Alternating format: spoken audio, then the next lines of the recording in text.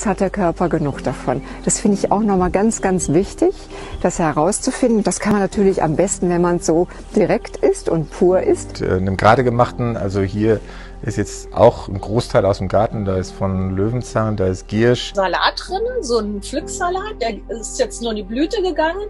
Nicht so auf die Zahlen genau gucken, sondern einfach Grünschnittkompost als Hilfe mit reingeben. Und was man halt jetzt sieht, die obere Schicht hier, da geht der Kompost schon so richtig so rein. Das heißt, das ist jetzt das Resultat von mehreren Jahren? Oder genau, ist das sind jetzt 3 Jahre. Spargel einfach mal schön geschnitten und dann kommen da leckere rote Zwiebeln rein. Von dem Beinwell als auch von dem Ackerschachtelheim.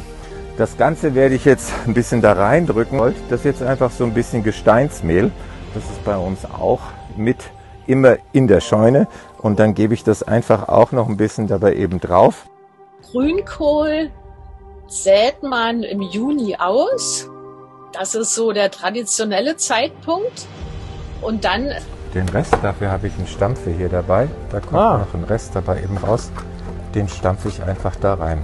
Also Himalaya-Salz nehmen und dann die ganzen Kräuter darunter mischen. Gewinnt das dann irgendwann einmal so eine ganz dunkle Farbe.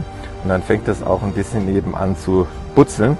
Den Ursprung von allem zu sehen, nämlich den Boden. Ja?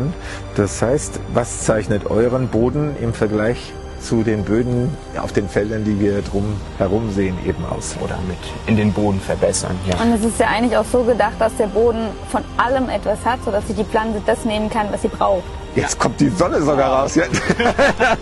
Perfekt.